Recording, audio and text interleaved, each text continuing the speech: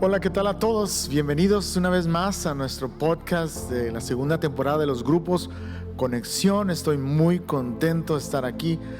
Hemos tenido algunas fallas técnicas con nuestro sistema de audiovisual, pero gracias a Dios han estado trabajando duro Alexis, Lucas, Noah, y pues vamos a continuar con esta serie de mensajes que vamos a estar llevando en los grupos Conexión, pero también en nuestra congregación. La verdad estoy muy emocionado y estoy muy a la expectativa de lo que Dios va a hacer.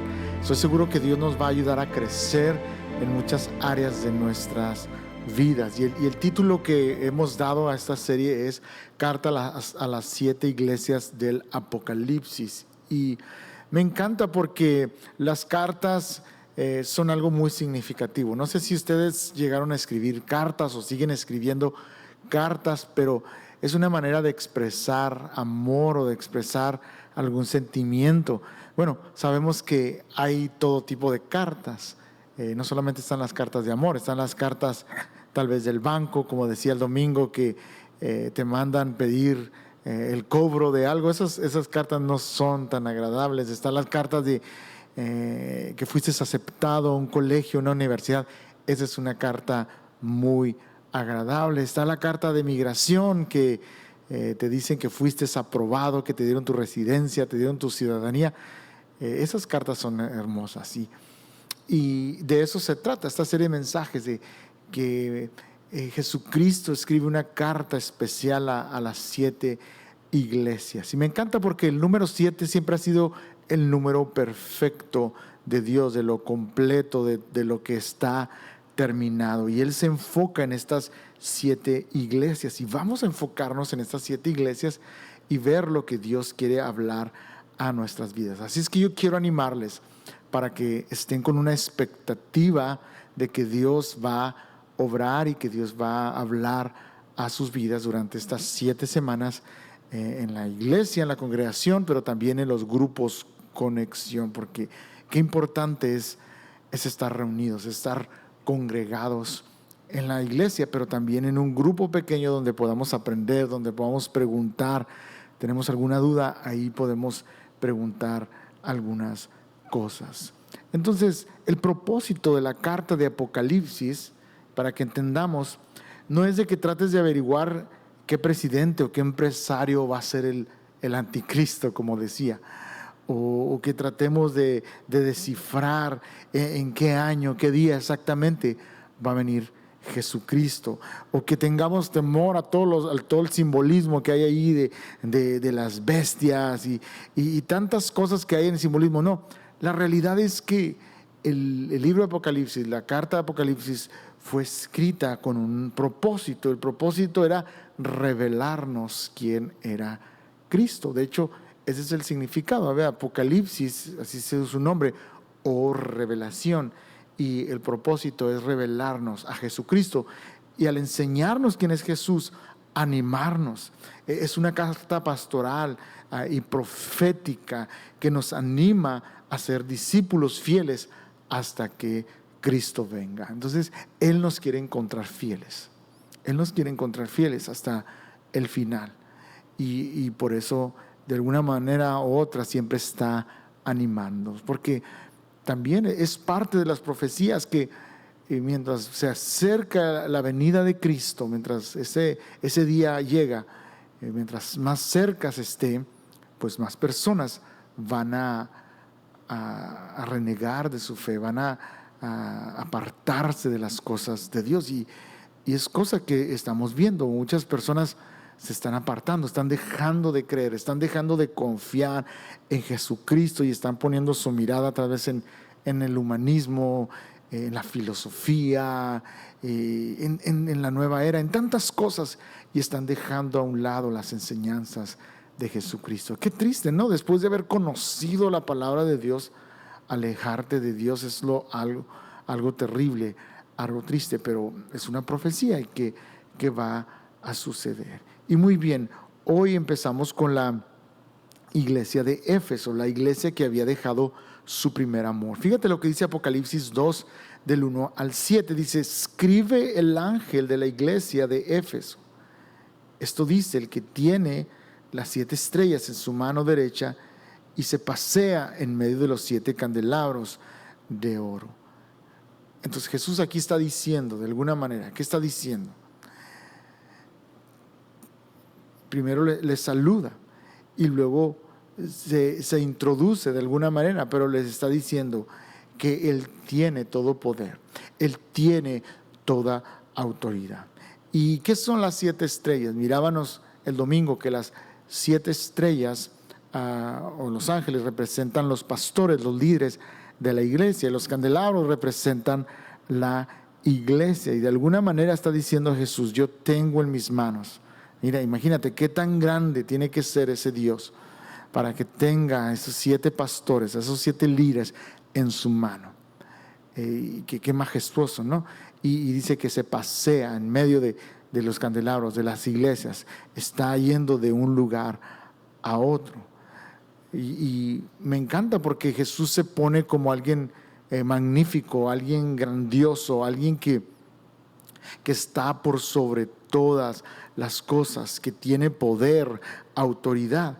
Y se me hace muy interesante esto porque en la antigüedad, en los tiempos del Imperio Romano, en esos tiempos, el emperador Dominiciano era el hombre que estaba liderando ese imperio. Pero dice la historia que él ponía grandes estatuas en la entrada de los puertos, en especial de Éfeso.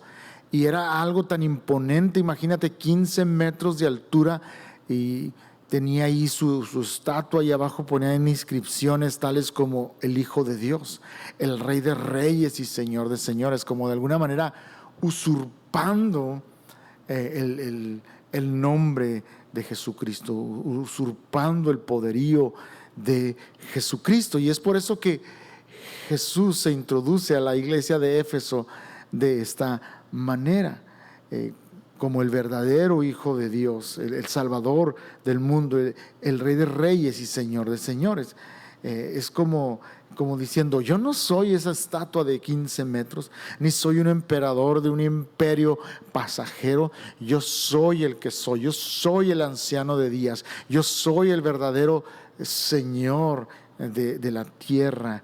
Y para que la iglesia tuviera una idea fresca de quién era. Fíjate lo que dice el verso 2, dice, conozco tus obras, tu duro trabajo y tu perseverancia. Sé que no puedes soportar a los malvados y que has puesto a prueba a los que dicen ser apóstoles, pero no lo son. Has descubierto que son falsos. Verso 3 dice, has perseverado y sufrido por mi nombre sin desanimarte. Entonces vemos, o sea, que era una iglesia que verdaderamente tenía conocimiento de la palabra de Dios. Era una iglesia que tenía una sana doctrina, sabía identificar a los falsos profetas. Hoy en día hay demasiados falsos profetas, personas que se dicen ser apóstoles, pero no hablan nada de lo que tenga que ver con la palabra de Dios. Dicen tantas cosas, tantas tonterías, pero nunca mencionan la palabra de Dios. Siempre ha existido eso. Y desde ese tiempo existían los falsos maestros, los falsos profetas, falsos apóstoles. Y la iglesia de Éfeso era una iglesia que se mantenía firme en la palabra de Dios, firme en la sana doctrina que se les había enseñado. Y el verso 6, nos brincamos hasta el 6 porque quiero que notemos otra cosa que tenían a su favor. Dice, pero tienes a tu favor que aborrecen las prácticas de los nicolaítas, los cuales yo también aborrezco. Entonces, todo esto es un ánimo que les está dando Dios. Me encanta porque todas las 7 cartas, tienen la misma estructura. Entonces, primero se introduce Jesús como ese gran Dios, y luego después de que se introduce les da una palabra de ánimo, les reconoce lo que están haciendo bien, pero también después de eso les da una palabra de exhortación de algo que no están haciendo correcto. Entonces ahorita estamos en la parte donde les está elogiando lo que verdaderamente ellos hacen bien. Y algo que ellos hacían bien es que resistían a los malvados, resistían a la idolatría, no se mezclaban con los idólatras, no hacían cosas desagradables, pero también aborrecían las prácticas de los nicolaítas. ¿Quién eran los nicolaítas? Era un grupo, una secta cristiana, que ellos creían que el alma era lo más importante, que el cuerpo no importaba tanto. El cuerpo, decían, se va a quedar aquí, va a volver al polvo, así es que yo puedo hacer con mi cuerpo lo que yo quiera. ¿Por qué? Porque no afecta realmente. Lo que yo tengo que cuidar, decían ellos, era el alma. Pero nosotros entendemos, y la iglesia de Éfeso lo entendía también, que todo está conectado. Mi cuerpo, mi alma, mi espíritu están conectados, son uno. Y las tres cosas tienen que agradar a Dios necesariamente. O sea, todo es en nuestra esencia tiene que agradar a Dios. Entonces, ellos verdaderamente resistían la maldad, porque verdaderamente había mucha maldad en ese pueblo, en ese puerto de los Éfesos. Es por eso que también el apóstol Pablo, recuerdan en Efesios 6:12, les recuerda y les dice que la lucha que ellos tienen no es contra otra persona, no es contra carne ni sangre, sino contra principados, contra potestades, contra los gobernantes de las tinieblas de este siglo. O sea, está diciendo, verdaderamente ustedes no están luchando con la gente en sí, están luchando en contra de la maldad. Y en el verso 13 les agrega y les dice, pónganse toda la armadura de Dios. Entonces, era una iglesia muy efectiva, que caminaba rectamente, que cumplía los mandamientos, que guardaba las doctrinas sanas, que se apartaba del mal, que resistía a la idolatría, que no se mezclaba ni hacían cosas deshonestas. Por eso dice, sé que has sufrido por mi nombre y no te has desanimado. Sabes, vivimos en un tiempo, yo creo que donde hay mucha presión.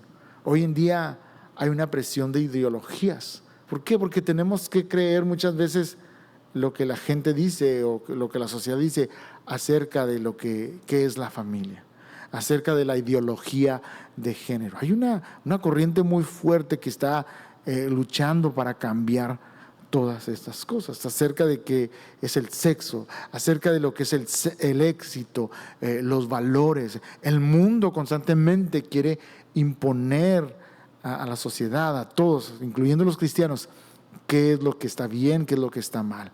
Pero nosotros hemos creído a la palabra de Dios. Y al igual que la iglesia de Éfeso, necesitamos mantenernos en esa palabra, que no cambia. Dice la Escritura, el cielo y la tierra pasarán, mas mi palabra no pasará. Entonces, ¿te imaginas una iglesia así en nuestros días como la de Éfeso? Que no importa qué presión de amigos, de maestros, del mundo, de la política, de la economía, decidamos ser fieles a Cristo. Suframos el rechazo de la gente, suframos el rechazo de la sociedad, no importa, pero que decidamos ser fieles a la palabra de Dios. Ahora, lo que tenían los nicolaítas es que ellos amaban la palabra de Dios, pero también de alguna manera como que coqueteaban con las cosas del mundo. O sea, querían estar aquí y luego allá en los dos mundos. ¿Por qué? Pues para quedar bien, para poder tener préstamos en el banco, para poder tener las conexiones correctas en sus negocios. Pero esto desagradaba a Dios porque no eran fieles a la palabra de Dios. O sea, por un lado seguían los mandamientos de Dios, la palabra, pero por otro lado practicaban los ritos y las celebraciones paganas que ellos hacían. Dice el cuarto, verso 4 dice, sin embargo tengo en tu contra que has abandonado tu primer amor. Recuerda de dónde has caído, arrepiéntete y vuelve a practicar las obras que hacías al principio. Si no te arrepientes, iré y quitaré de su lugar, de tu lugar el candelabro. Entonces, había cosas que hacían bien, guardaban la palabra, eran fieles a Dios, se apartaban del mal, resistían la maldad. Pero dice Jesús, tengo algo en tu contra. Y eso es que has perdido tu primer amor. En otras palabras, has perdido tu asombro por Cristo. Has perdido el asombro, la motivación del por qué haces lo que haces. ¿Sabes? Y muchas veces nos pasa. Trabajamos duro, servimos en la iglesia y estamos tan involucrados en tantas cosas. Pero yo creo que muchas veces hemos perdido esa pasión, ese amor, ese asombro por Cristo. Y es algo de lo cual tenemos que tener mucho cuidado.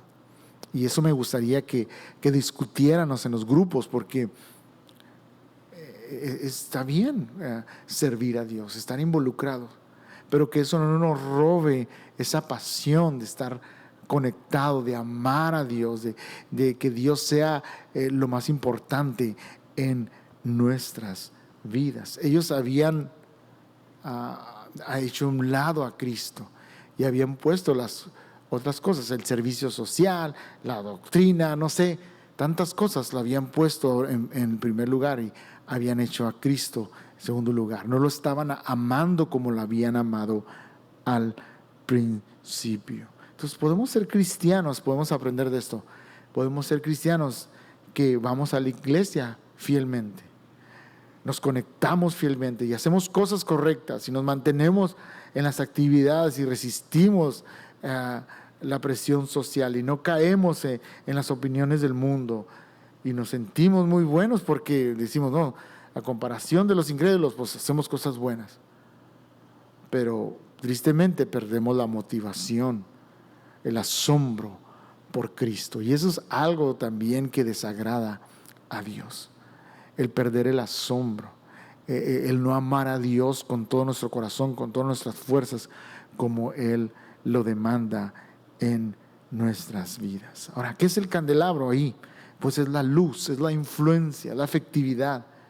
Y si de algo quiero que te acuerdes el día de hoy, y quiero que lo anotes y que lo discutas ahí, es esta frase: creer en Jesús sin amar como Jesús cancela mi influencia. Creer en Jesús sin amar como Jesús cancela mi influencia. ¿Qué les está diciendo? Están trabajando muy bien, creen lo correcto, han mantenido sus convicciones, están viviendo con una moralidad cristiana muy alta, pero han perdido su amor, su pasión por Cristo. Ahora, qué interesante, no podemos decir que creemos algo y no practicar el amor que estamos anunciando.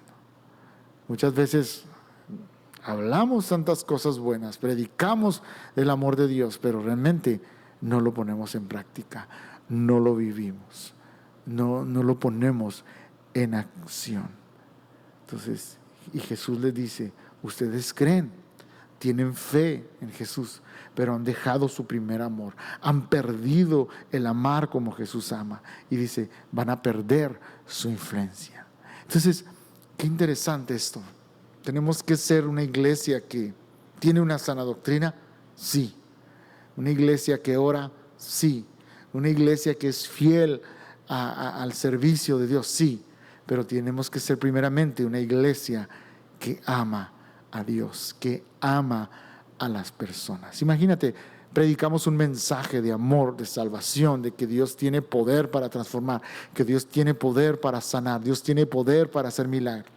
Pero nosotros decimos, conmigo no cuentes, pídele a Dios, pero conmigo no cuentes. Entonces no hace sentido lo que creemos y lo que practicamos.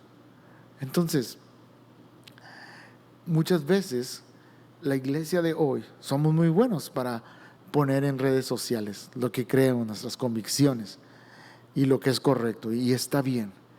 Pero el problema es que somos muy malos para amar a nuestros vecinos. Somos muy malos para expresar el amor a los perdidos. Somos muy malos para expresar ese amor, esa pasión a Dios cuando le adoramos y le buscamos de todo corazón. Ahora, ¿cómo recuperamos nuestro primer amor? Y yo quiero que veamos tres cosas. Ahí, pero no lo dice. Más bien son dos cosas. Dice, recuerda, dice el verso 5, recuerda de dónde has caído. Arrepiéntete y vuelve a practicar las obras que hacías al principio. Entonces veo aquí dos cosas para volver a recuperar nuestro amor. Primeramente les dice Jesús, arrepiéntanse. Arrepiéntanse. Arrepentimiento es dar un giro de 360 grados y caminar en la dirección opuesta al que ibas. Porque muchas veces decimos, oh, me arrepiento, y vuelvo a practicar las mismas cosas que hacía antes, o vuelvo al mismo estado, al mismo estilo, los mismos hábitos. No, arrepentimiento es dar un giro totalmente diferente a donde voy caminando. Me regreso, cambio de rumbo. Eso es arrepentimiento. Y número 2 es hacer lo que hacíamos en un principio. Lo que hacíamos en un principio. Otra versión dice, hagan las obras primeras. Esto de primera y primeras es una palabra en griego que se llama esprotos. Ahí viene esa palabra que significa más importante. En otras palabras, quiero que me amen como la prioridad en sus vidas, como lo más importante. ¿Cómo lo vamos a hacer? Pues haciendo las prioridades correctas. Por eso es importante esto. Quiero que pienses en esta frase. Tus prioridades determinan a quién amas. Tus prioridades determinan a quién amas. A quien amas determina tus prioridades, pero tus prioridades determinan a quien amas. No sé si tiene sentido eso, es un juego de palabras. Entonces, si no pongo mis prioridades en el lugar correcto, mi corazón va a estar en el lugar equivocado. Entonces, puede ser un cristiano que hace muchas cosas buenas, pero si mis prioridades no están en el lugar correcto, mi amor no se va a encender por Cristo. No voy a tener esa pasión por Dios. Entonces, Jesús dice, vuelvan a hacer las cosas primeros y vuelvan a prioridades. Regresen a eso. Es como el matrimonio, poníamos el ejemplo. Muchos dicen, ¿cómo podemos reavivar la llama, el fuego del matrimonio? Pues vuelve a hacer lo que hacías al principio cuando empezaste a conquistar a tu esposo, tu esposa. Antes de que fueran esposos, tú hacías lo que fuera por ella. La tratabas bien, la llevabas a lugares especiales, a comer, a restaurantes. No sé, eras detallista, escribías cartas, toda tu atención estaba en él o en ella. Y dices, ¿cómo recupero mi matrimonio? ¿Cómo vuelvo a encender esa llama de ese fuego del amor? Pues vuelve a practicar las cosas que hacías en el principio. Vuelve a hacerlo. Y lo mismo está diciendo Jesús con su iglesia. ¿Quieres amarme como lo hacías al inicio? ¿Recuerdas cuando te convertiste a Cristo? La pasión que había en ti, el amor que había en ti. Y querías estar en todas las reuniones, en todos los eventos, y compartías a Cristo en tu trabajo, en tu escuela, donde sea, invitabas y compartías. Y conforme va pasando el tiempo te vas desconectando y vas haciendo prioridad tus hobbies, tu trabajo y otras cosas, y vas perdiendo esa pasión por Cristo. Entonces nos invita a que volvamos, que nos arrepintamos y que volvamos a hacer las obras primeras. Entonces hay 3 cosas que quiero que medites. Quiero que estudiemos en los grupos también. 3 cosas que hacía la iglesia primitiva como prioridad. Estamos hablando de prioridades para volver a recuperar ese amor. Y la número 1 es que tenían una comunión con Dios. La iglesia primitiva tenía una comunión, una pasión con Dios. Dice Hechos 2:42, y perseveraban en la doctrina de los apóstoles, en la comunión unos con otros, en el partimiento del pan y de las oraciones. O sea, era gente que tenía pasión. Estaban en las casas, se reunían ahí, predicaban y en las plazas, y se reunían en las sinagogas. En todo lugar ellos estaban compartiendo. Había una comunión entre ellos, pero lo más importante es que tenían un hambre por Dios, de conocer más de Dios. Continuamente estaban escudriñando, estudiando la palabra. Y es algo que tú y yo debemos de determinar diariamente. Ir a la palabra de Dios, estudiar la palabra de Dios. Que tu primer pensamiento sea, antes de salir de tu trabajo, sea arrodillarte ante la presencia de Dios y decirle: Dios, ayúdame, Señor. Y tener comunión, un tiempo con Él. Pero también el congregarnos los domingos es algo muy importante. ¿Por qué? Porque nos ayuda a crecer. Al escuchar la palabra de Dios, determina tu corazón y di cada vez que vienes el domingo: Dios, habla a mi corazón, háblame, Señor, que yo pueda escuchar tu palabra y que tú puedas darme una palabra fresca cada domingo. Entonces, si le dedicamos a Dios ese primer día de la semana y también esa primera hora de nuestro despertar en la mañana, Dios nos va a bendecir y vamos a tener una pasión y un fuego por Dios. Porque sabes que Dios no quiere Dios decía, Dios no quiere un pastor profesional, una iglesia profesional que sabemos hacer las cosas cristianas comunes.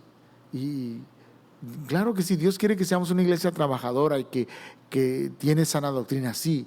Pero lo más importante es, Dios quiere tener una conexión íntima con cada uno de los que estamos aquí en su iglesia, que pertenecemos a su iglesia. Una comunión fresca, real, verdadera. Y eso se logra a través de teniendo tiempos en la presencia de Dios. Número 2, tenían conexión con la iglesia. No solo era de ir a la iglesia, sino tenían conexión con la iglesia. No solo compromiso con la iglesia, tenían conexión con la iglesia. Hebreos 2:46 dice: y partiendo el pan en las casas, comían juntos con alegría y sencillez de corazón. Dice que partían el pan en las casas. Eso me habla de una comunión. Y es por eso que tratamos de imitar esto a través de los grupos en casas. Y los hacemos por temporadas, entendemos. Hay ocupaciones, hay cosas que tenemos que hacer, pero es importante, yo les decía el domingo, tener un tiempo, apartar un tiempo durante la semana para dedicarlo a las cosas espirituales, pero también para hacer conexión unos con otros en el cuerpo de Cristo. Y esto nos va a fortalecer como no tienes idea. Entonces, yo quiero pedirle a los líderes en las casas, a los dirigentes, que me ayuden a esparcir esta palabra, de contagiar a la iglesia para que seamos todos parte de un grupo, conexión, porque a través de eso nos vamos a ministrar, a pastorear unos a otros. Yo les decía, es imposible que yo pueda saber la necesidad de todos. Yo no soy Dios, pero Dios sí conoce tu necesidad, pero Dios obra a través del cuerpo de Cristo. Entonces, cuando nos reunimos en un grupo pequeño, ahí nos podemos compartir las necesidades. Podemos orar unos por otros. Podemos animarnos unos por otros. Entonces, yo quiero que cada día, cada año que pasa, sea algo más arraigado, que sea parte de nuestro ADN como iglesia, el reunirnos en grupos pequeños, ya sea en la casa, ya sea en un parque, ya sea en un Starbucks, donde sea, pero que podamos reunirnos y tener conexión, porque eso es lo que va a fortalecer nuestras vidas, nuestra iglesia. El domingo nos reunimos en un grupo grande, adoramos a Dios juntos, pero entre semanas nos ministramos en grupos pequeños y nos ayudamos a seguir adelante. En tercer lugar, tenían compasión con todos. Hechos 2:45 dice: y vendían sus propiedades y sus bienes y lo repartían a todos según la necesidad de cada uno. Entonces, los primeros cristianos tenían comunión con Dios, conexión con la iglesia, pero también tenían compasión con todos. Eran generosos. Esta gente vendía los terrenos. Y es algo muy impresionante esto, ¿no? Que sus bienes los ponían a los pies de los apóstoles, para que los apóstoles los pudieran administrar como fuera mejor para la iglesia. Qué impresionante, qué corazón. Y lo hacían sinceramente. Entonces, yo quiero que aprendamos a través de la iglesia primitiva a ser compasivos, a tener amor, pasión por la gente. Ahora, tal vez no vamos a vender nuestras propiedades, pero podemos abrir nuestra casa. A través de eso mostramos compasión. ¿Cómo? Pues invitando a otras personas a que vengan y escuchen la palabra de Dios, escucharlas y estar con ellos en su jornada. Tal vez están pasando una jornada difícil de enfermedad, de divorcio, de no sé. Y como iglesia podemos tener compasión. ¿Sabes? Esta ciudad está creciendo cada vez más. Este pueblo que se está convirtiendo en ciudad está creciendo más. Y estoy seguro que van a venir cada día más personas, más familias. Y tú y yo tenemos que estar preparados para abrir nuestras casas, para guiarlos a Cristo, para compartir del amor de Dios, tener compasión por las personas. Podríamos decir, es que pues ya somos un buen grupo, así nos quedamos y somos una iglesia bonita. Y no, es que no se trata de eso, se trata de seguir compartiendo, esparciendo el evangelio de Dios que cambia el corazón, la vida de las personas. Y termina, fíjate cómo termina esta carta en el verso 7 y dice: el que tenga oídos, que oiga lo que el Espíritu dice a las iglesias. Al que salga vencedor le daré derecho a comer del árbol de la vida que está en el paraíso de Dios. Y sabes, me llama la atención porque hace mención allí algunas cosas importantes. En el templo de Artemisa, que por cierto ya fue destruido y era una de las maravillas más grandes en la antigüedad, fue destruido en el 262 después de Cristo y nunca se volvió a reconstruir. Pero ahí en ese templo de esa diosa Artemisa, que te decía que todos bajaban a adorar, ahí también había un árbol que se le llamaba el árbol de la vida, donde las personas iban a pedir un milagro. Tal vez una mujer que no podía tener hijos llegaba al árbol de la vida y se arrodillaba y pedía, y a la diosa Diana, Artemisa, que era la misma, era la diosa de la fertilidad, le pedía un milagro. Tal vez un empresario que quería ser exitoso en su negocio, iba al árbol de la vida. Entonces me encanta cómo hace este juego de frases, de palabras, el apóstol Juan, y es mismo Jesús hablando, y les hace una promesa. Le está diciendo: si ustedes se mantienen firmes, fieles, amándome hasta el final, les voy a dar del árbol de la vida. Ahora, Jesús no se estaba refiriendo al templo de Artemisa, sino se estaba refiriendo al verdadero árbol de vida.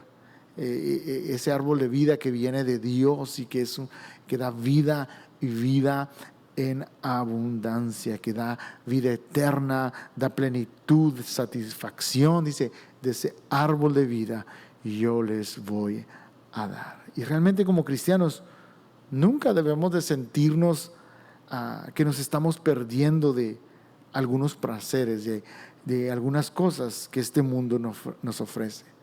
Porque realmente lo que encontramos en Cristo es mucho mejor, por lejos mejor. Hay más satisfacción, hay más gozo en los placeres eternos que en los placeres pasajeros. Así es que yo quiero animarte para que seas como la iglesia de Éfeso, que fue fiel al Señor, pero que de alguna manera perdió su rumbo, perdió el amor por Cristo. Pero que tú y yo no seamos así, que nosotros busquemos siempre la manera de amar a las personas, amar a Cristo, que Él sea el centro de nuestra vida. Sabes, tristemente, y con esto termino, tristemente, no hay una iglesia al día de hoy ahí, en ese lugar de Éfeso, hoy en la actualidad. Quizás ellos no hicieron caso a lo que Dios les estaba hablando. Y esa luz se apagó en ese lugar. Ese candelabro se apagó. Pero yo quiero animarte para que nosotros seamos una luz en este lugar, una luz en nuestra comunidad, que hagamos la diferencia. Entonces, yo quiero animarles para que en sus grupos Conexión puedan tener un buen tiempo y que puedan hablar acerca de esto, y que también esto sea de bendición para tu vida, esta charla, esta plática. Entonces, nos vemos la próxima semana y que Dios les bendiga a todos.